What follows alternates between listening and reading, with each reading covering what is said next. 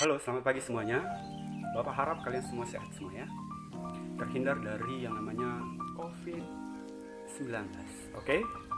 Nah, untuk hari ini kita akan mulai pembelajaran sejarah kita. Sebelum itu, siapa yang tahu angkat derajatnya? Derajat ya.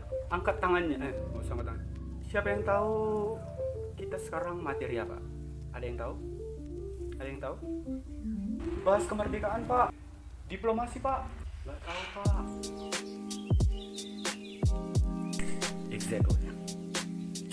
Kita mau masuk materi mengenai diplomasi. Tapi ini khusus perjanjian Romroyen sama konferensi meja bundar. Jadi kalian hanya harus fokus ya sama Romroyen dan meja bundar. Tapi jangan tinggalkan materi yang kemarin mengenai agresi militer Belanda yang kedua. Oke? Bisa? Nah, kita langsung ke topik, kita langsung ke pembahasan. Dengarkan baik-baik. Kalau ada yang mau ditanya-tanyakan langsung Bapak melalui kolom komentar YouTube ini maupun dari Instagram maupun dari classroom kita. Bisa juga melalui WA. Langsung tanyakan sama Bapak biar kita bahas, oke? Bisa ya sampai di sini? Ini dia video. Di pembelajaran sejarah kita masih di judul yang sama, yaitu perjuangan diplomasi setelah kemerdekaan. Nah, Bapak mau mengingatkan lagi, Pak, apa sih ini diplomasi? Nah, kalau ada kata diplomasi nanti ini merupakan perjuangan bangsa Indonesia dalam bidang perjanjian damai gitulah. Perjanjian damai atau melakukan perundingan. Nah, kata tepatnya perundingan. Nah, kalau katanya perundingan berarti ini nanti akan menghasilkan sebuah perjanjian damai antara kedua belah pihak yang berkonflik. Itu ya. Nah, kalau minggu-minggu yang sebelumnya kemarin kita telah mempelajari bagaimana itu perjanjian Linggarjati, bagaimana itu agresi militer Belanda yang pertama, bagaimana itu perjanjian Reinfeld, kemudian ada agresi militer Belanda yang kedua dengan diserangnya ibu kota kita yang bernama Yogyakarta pada saat itu ya. Nah, sekarang kita mau bahas mengenai perjanjian Romroyen setelah agresi militer Belanda yang kedua. Nah, kemudian topik yang kedua yaitu konferensi meja bundar. Nah, untuk yang pertama yaitu perjanjian Romroyen, kita mau bahas bagaimana sih, apa sih isi perjanjian Romroyen. Kita mau kenalan dulu sama perjanjian Romroyen ini. Ini materinya perjanjian Romroyen. Nah, perjanjian Romroyen ini ditandatangani sekitar pada tanggal 7 Mei 1949. Nah, 49 ya. 49 kita merdeka 17 Agustus 1945. Berarti ada perbedaan 4 tahun. 4 tahun kita baru merdeka. Nah, kita melakukan yang namanya perjanjian Romroyen kepada siapa, Pak? Ya tentunya kepada si Belanda. Karena Belanda melakukan agresi militer Belanda yang kedua dengan diserangnya ibu kota Yogyakarta. Dilakukan yang namanya perjanjian Romroyen. Nah, perjanjian Romroyen inilah sebuah perundingan damai. Oke, kita bayan. Kata si Belanda. Oke, kita gencatan senjata. Kita nggak selek. Tapi ada persyaratannya. Nah, ini perjanjian Romroyen ini persyaratannya. Nah, gitu kira-kira. Oke, kita bayan, tapi kita ada persyaratan. Nah, itu dia ya kira-kira mengenai perjanjian Romroyen ini setelah agresi militer Belanda yang kedua. Nah, ada perwakilan. Perwakilannya apa maksudnya siapa? Apa sih Pak perwakilan ini? Nah, ada dari, kan nggak mungkin ya semua rakyat Indonesia dikumpulkan menjadi satu menyerbu Belanda, bilang sama Belanda kita mau damai, kan nggak mungkin ya, karena pada saat itu jumlah penduduk Indonesia sudah besar, nggak mungkin. Jadi ada perwakilannya. Oke, dari Indonesia nanti ada Muhammad Rum, kemudian dari Belanda nanti ada Van Royen. Oke, dua orang inilah nanti. Nah, dua orang ini yang mewakili perjanjian Romroyen ini. Nah, ini fotonya udah Bapak cantumkan di sebelah kanan dan sebelah kiri. Nah, di situ nanti ada foto. Di sini ada foto ya. Ini merupakan wajah-wajah dari tokoh-tokoh kita. Ini Muhammad Hatta dan ini Muhammad Hatta kan konsentrasi ya, harus konsentrasi ya. Kalian juga konsentrasi ya. Nah, ini foto Muhammad Rum dan Van Royen. Oke, itu dia. Mengenai perwakilannya, Pak, mau nanya. Di mana sih Pak perjanjian Romroyen ini dilakukan? Pertanyaannya bagus ya. Nah, tempatnya nanti ada di Hotel Des Indes Jakarta letaknya ya. Des Indes, Pak. kok namanya Des Indes? Gak bisa gini Pak. Ini kayak nama-nama Belanda ini. Kayak nama-nama Belanda. Kok Des Indes Pak? Jakarta? Ya kan kayak gitu. Nah jadi beberapa beberapa peninggalan bangunan di awal-awal merdeka itu banyak sekali bangunan-bangunan itu yang bernamakan nama-nama Belanda maupun nama-nama Jepang. Namanya juga baru dijajah dan baru lahir menjadi negara baru dari negara-negara yang pernah menjajah Indonesia. Pasti pengaruh-pengaruh Barat maupun pengaruh-pengaruh Jepang itu masih lekat di Indonesia, ya kan? Nah itu dia mengenai tempat perwakilan dan tanggal Romroyen ini dilakukan. Kalau ada yang mau kau tanyakan langsung sama Bapak, baik di Google Classroom kita boleh, maupun di kolom komentar di YouTube ini pun boleh. Oke? Nah itu dia Romroyen. Kemudian kita mau masuk, apa sih yang menjadi bahasan pokok dari Romroyen ini? Nah pastinya ada isinya ya. Isinya ini yang penting, ya kan?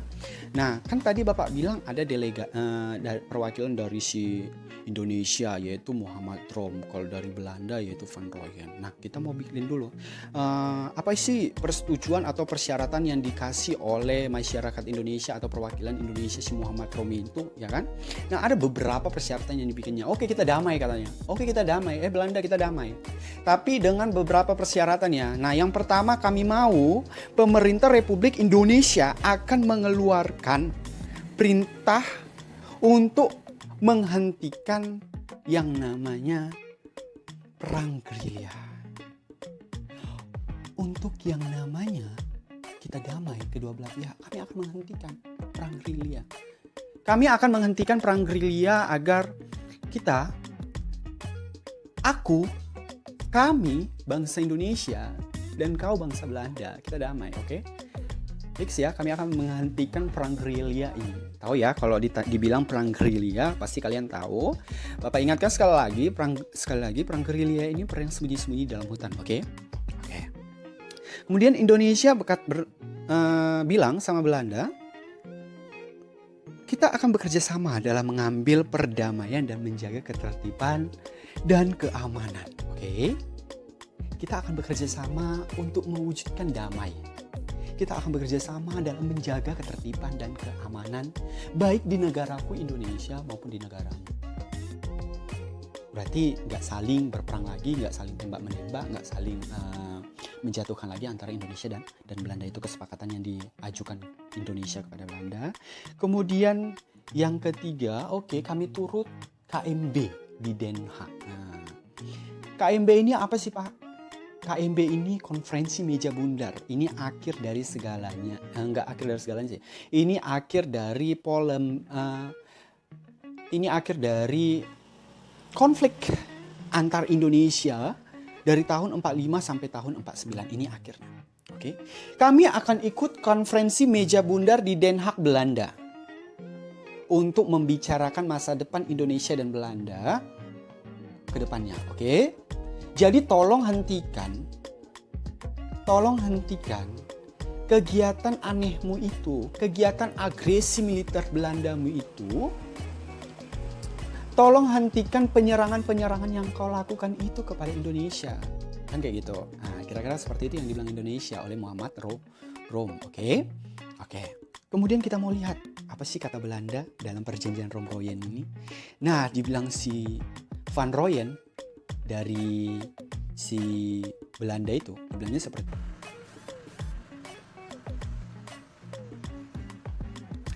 Oke, kita sekarang mau masuk apa sih persyaratan atau apa sih yang disampaikan oleh Belanda kepada Indonesia dalam perjanjian Romroyen, kan kayak itu. Nah, ada beberapa yang dikatakan oleh Belanda melalui Van Rooyen mengenai kebijakan-kebijakan mereka atau persyaratan dan keharusan yang harus mereka lakukan kepada Indonesia untuk menghentikan konflik antara dua negara ini. Dibilang Van Rooyen gini, oke Indonesia, kami pemerintah Belanda akan setuju untuk membebaskan ibu kota Yogyakarta pada saat itu. Jadi bukan Batavia ya, bukan Jakarta pada saat itu yang namanya ibu kota pemerintahan Republik Indonesia, tapi Yogyakarta. Pak mau tanya, kok dipindahkan ke Batavia lagi? Pak mau nanya, bukannya awalnya di Batavia ya? Kok ke Yogyakarta? Yuk, Bapak mau lempar pertanyaan ini sama kalian. Apa alasan pemerintah Republik Indonesia memindahkan ibu kota kita tahun 45, tahun 46 itu ibu kota masih di Batavia, Jakarta itu masih ibu kota kita. Kenapa di tahun ini dikatakan tahun 49, 48 ini dikatakan udah Yogyakarta? Apa masalah? Ini materi minggu lalu ya.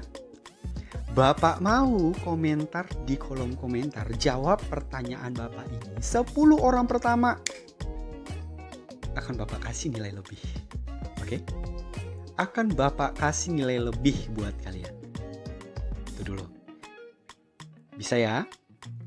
Nah, itu dibilang akan dikembalikan ke Yogyakarta di tanggal 24 sampai 29 Juni 46 di situ ditulis ya.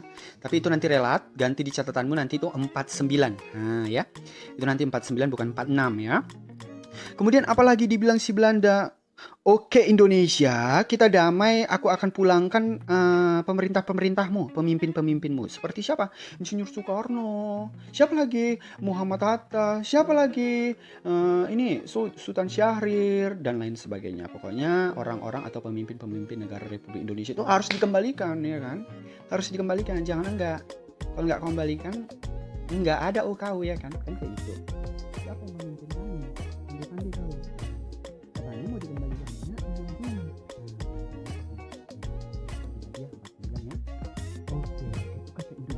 Kemudian kata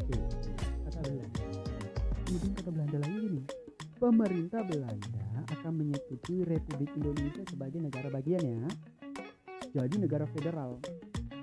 Maksud negara bagian ini gimana Pak? Gak ngerti pula awak kan kayak gitu kan.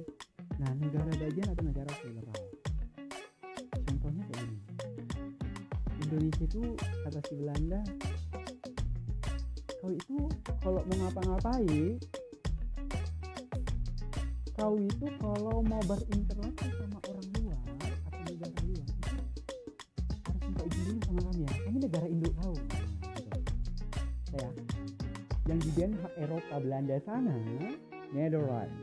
Katanya itu negara induk kita. Nah, kita ini negara bagian. Contoh simpelnya, daerah induk kita itu adalah Jakarta. Nah, kita itu daerah bagian. Dan itu daerah bagian. Apa-apa kita harus melaporkan kepada pemerintah pusat, yaitu presiden. Nah, itu dia ya. Presiden harus tahu perkembangan daerah-daerah bagiannya, yaitu provinsi-provinsinya. Nah, seperti itulah Belanda ingin. Oke, kita akan menghentikan konflik ini, tapi kalian sebagai negara bagian kami ya. Kalian sebagai negara bagian. Kalau kalian mau berhubungan dengan India, kalau kalian mau berhubungan dengan Amerika ataupun Australia, kalian harus ngomong dulu sama kami. Kan kayak gitu ya. Dramatis sekali gak sih Bapak ngomong? Gila sih ya. Oke, lupakan. Yang keempat kata si Belanda ini, oke, aku juga setuju sama kau Indonesia. Kita akan membicarakan masa depan Indonesia dan Belanda ini di Den Haag ya. Aku juga akan ikut. Aku ikut. Jangan takut ya. Aku juga ikut bersamamu Indonesia. Kita akan melangsungkan sebuah konferensi besar, konferensi meja bundar untuk membicarakan masa depan Republik Indonesia dan juga negara induknya yaitu Belanda untuk ke depannya. Oke. Nah, itulah isi perjanjian Romroyen yang harus kamu ingat dan pahami. Ya. Oke. Kalau ada pertanyaan mengenai atau seputar mengenai perjanjian Romroyen ini, boleh ditanyakan langsung di kolom komentar. Melalui WhatsApp pun boleh, WhatsApp langsung sama Bapak, atau nomor WA Bapak kan. Kemudian melalui Google Classroom pun boleh. Biar kita bahas, biar kita diskusikan, biar kita enakan mengenai perjanjian Romroyen ini, ya kan? Cocok lah ya? Oke, itu dia mengenai perjanjian Romroyen. kemudian kita akan masuk apa itu Pak? Mengenai konferensi meja bundar, atau sering disebut atau disingkat orang-orang itu dengan nama KMB, konferensi meja bundar. Udah nggak asing ya sama kata konferensi meja bundar. Kira-kira bentuk foto konferensinya seperti ini. Kalau dilihat dari gambarnya bundar ya, nggak peta ya maupun segitiga ya, pantas saja ya. Bisa kita lihat dari gambarnya ya, yang disebut konferensi meja bundar. Rapatnya seperti membentuk sebuah meja dengan bentuk bundar ya. Kalau dibilang bulat pas, ini nggak bulat pas tapi bundar ya. Segitiga pun enggak ya, apalagi kubus ya, jangan gila kau ya. Oke, jangan gila ya, sadar. Oke. Sehat ya, sehat. Oke, lanjut. Oke ya. Nah, Pak mau tanya. Banyak kali pertanyaan kau. Oke, Bapak jawab. Oke. Pak mau tanya, Pak. Kapan sih, Pak, konferensi meja bundar ini dilakukan? Nah, ini dia. Tanggal 23 Agustus tahun 49 kita melakukan konferensi meja bundar. Ngapain sih Pak? Atau apa sih Pak latar belakang kita melakukan konferensi meja bundar ini? Ada latar belakangnya ya. Yang pertama, dunia internasional ini melihat si Belanda ini kurang ajar lama-lama. Udah dilakukan perjanjian Renville, dia masih aja melakukan agresi militer Belanda yang kedua dengan kata dia nggak puas sama isi perjanjian itu. Dia mau menguasai seluruh Republik Indonesia. Kan kurang otaknya. Sedih ya dengarnya. Nah, jadi latar belakang KNB ini dilakukan ini gara-gara kecaman dunia internasional melihat Belanda. Kau Belanda kok kayak gitu kali, kok kau jahat gitu. Kok jahat sama Republik Indonesia gitu kan. Kemudian nanti itu latar belakangnya kan dunia internasional melihat kegiatan si Belanda ini dalam merebut kembali Republik Indonesia dengan menyerang ibu kota Yogyakarta dan mencuri pemimpin-pemimpinnya. Periksa lagi catatanmu di materi sebelum ini Bapak sudah jelaskan bagaimana itu agresi militer Belanda yang pertama, kedua maksud Bapak. Oke? Nah, bisa kau lihat bagaimana. Nah, itulah dunia internasional tidak suka terhadap itu. Kemudian, Pak, ini di mana sih, Pak? Terjadi konferensi meja bundar. Nah, ini nanti di Den Haag, Belanda ya. Den Haag, Belanda. Oke, seperti Romroyen, Linggarjati maupun Renville, di sini juga ada perwakilan setiap negara. Kan nggak mungkin ya seluruh negara Republik Indonesia diberangkatkan ke Den Haag, Belanda. Kan nggak mungkin ya. Jangan gila. Oke. Nah, kalau Indonesia sendiri itu nanti ada Muhammad Hatta. Ini fotonya si Muhammad Hatta. Kemudian ada BFO, Bijan for Federal Overlage ya kan. BFO itu apa Pak? Kan kita mau jadi negara bagian ya kan. Kita mau jadi negara bagian siapa namanya? Si Belanda. Jadi kita mau dibuat pemerintah Belanda di Indonesia untuk mengawasi Indonesia. Nah, Eropa sama Asia kan agak jauh ya. Nggak bisa nih angkot 03 ya. Nah, jadi itu agak jauh. Jadi dibuatlah pemerintah resmi Belanda yang ada di Indonesia. Kira-kira fungsinya seperti VOC lah. Nah, gitulah ya. Nah, perwakilan dari BFO itu Sultan Hamid II India fotonya. Oke. Pandang-pandang dulu itu, oke. Kalau dari Belanda nanti ada Mr. van Marsieven. Nah, ini dia fotonya. Oke, pandang-pandang dulu kita ini ganteng kali dia ya. Kemudian penengahnya, ini penengah biasanya ini dipelopori oleh PBB, tetapi ini khusus UNCI dibentuk PBB. Apa itu UNCI Pak? Ini kira-kira sebuah lembaga di mana lembaga ini khusus untuk melihat perkembangan konflik Belanda dengan Indonesia yang dibentuk oleh PBB. Nah, nanti diwakili oleh Chris C. Nah, ini dia Chris C. Nah, tujuan dari KMB ini apa sih Pak? Nah, tujuan dari KMB ini ya tentu mengakhiri perselisihan Indonesia dan Belanda sejak tahun 1945 ya. Sejak kita merdeka, mereka datang tanggal 29 September kalau nggak salah Bapak ya. Tanggal 29 September mereka datang, kemudian mulai terjadi perebutan kembali kekuasaan Republik Indonesia atas Belanda dengan itu perlawanan Bandung Lautan Api, Surabaya, kemudian ada perjanjian Linggarjati, kemudian dilanjutkan oleh agresi militer Belanda yang pertama, Renville, agresi militer Belanda yang kedua, Dan terakhir Romroyen dan KMB. Nah, KMB inilah nanti untuk mengakhiri perselisihan dari tahun yang tadi Bapak sebutkan itu. Kemudian ini juga bertujuan untuk mengakui Indonesia sebagai negara yang berdaulat. Negara yang berdaulat. Ingat ya, ada 4 unsur sebuah negara, adanya pemerintahan resmi, adanya rakyat, ada wilayah dan pengakuan. Nah, kita juga mencari pengakuan dari dunia internasional, dan salah satu konferensi meja bundar ini tujuannya adalah untuk Indonesia menjadi negara yang diakui sebagai negara yang berdaulat. Itu dia ya, konferensi meja bundar. Oke, kita mau lihat hasilnya. Hasil konferensi meja bundar. Nah, tadi foto tadi nih ya. Oke, hasil yang pertama adalah katanya Belanda akan mengakui Republik Indonesia Serikat. Kalau kata serikat itu berarti negara federal. Nah, gitu ya kira-kira. Seperti US, AS, Amerika Serikat. Ini terbagi dari 13 koloni. Berarti ini ada negara bagiannya. Nah, Indonesia dan Belanda dibuatlah seperti itu. RIS, Republik Indonesia Serikat. Kalau ada kata serikat berarti negara federal. Negara federal siapa? Si Belanda. Sebagai apa? Sebagai negara Indo. Seperti itu kira-kira. Nah, katanya kita akan diakui sebagai negara yang berdaulat penuh atas nama RIS itu pada tanggal 30 Desember 49 paling lama ya. Paling lama Belanda akan mengakui tanggal segitu. Kemudian Belanda nanti akan mengakuinya pada tanggal 27 ya. Berarti 3 hari deadline ya. Oke, 3 hari deadline ya kira-kira ya. Kira-kira seperti itu. Kemudian isinya yang kedua, Irian Barat, IRBA, Papua akan dibicarakan 1 tahun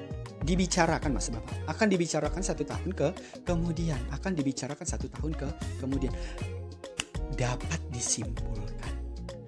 Pada saat konferensi meja bundar ini ditandatangani, si Papua itu masih di tangan si Belanda, belum di tangan Republik Indonesia Serikat, masih di tangan Belanda sepenuhnya. Berarti kamu jangan terkejut lagi kalau Freeport itu besar seperti itu. Itu nanti lama dilepaskan Belanda. Oke, itu materi selanjutnya nanti kita bahas. Oke, pelan-pelan aja kita bahas, jangan terburu-buru ya kan, biar kau paham. Katanya pokoknya kalau harus ingat Irian Barat nanti katanya akan dibicarakan 1 tahun kemudian. Oke, isi yang ketiga katanya akan dibentuk Uni Indonesia Belanda yang diketuai oleh Ratu Belanda yang bernama Ratu Wilhelmina. Kira-kira ini fotonya, cantik ya? Cantik sih, namanya Ratu ya. Gak mungkin butek ya. Oke, itu dia. Kemudian yang keempat, katanya RIS akan bayar utang Belanda sejak tahun 1942. Berarti sejak dia tidak menjajah Indonesia berarti ya, kita katanya diwajibkan untuk membayar hutang Belanda entah kemana, kepada siapapun itu dia melakukan konflik atau berperang di Eropa sana. Katanya kita harus membayarkan utangnya. Kita harus bayar utangnya sejak tahun 42. Nah, yang kelima katanya kapal-kapal Belanda yang ada di Republik Indonesia Serikat itu akan ditarik ke Netherlands. Berarti jangan ada lagi kapal-kapal perang di Indonesia ya, di Nusantara kita ini. Kemudian yang keenam, pembubaran KNIL. Pak, KNIL itu apa sih? Macam TNI. KNIL itu macam TNI, cuman KNIL itu punyanya Belanda yang ada di Indonesia. Bisa ya, tentara Belanda yang ada di Indonesia untuk menjaga keamanan yang namanya Indonesia. Jadi nanti KNIL itu dihapuskan, diganti menjadi APRIS. Apa itu APRIS, Pak? Angkatan Perang Republik Indonesia Serikat. Cocok? Cocok? Sampai di sini ada yang mau ditanyakan? Ada yang mau ditanya? Kalau ada yang mau ditanya, lagi-lagi bisa kau komen di Google Classroom kita, bisa kau WA kan Bapak, Pak, ini kok gini kok Pak, Pak, ini kok gini kok Pak, kok gini Pak, kok gini Pak, butuh pencerahan Pak, oke kita cerahkan. Bisa di kolom komentar YouTube ini pun kalau kau nggak mau capek. Nanti Bapak jawab pertanyaan. Oke ya? Nah, saatnya tugas.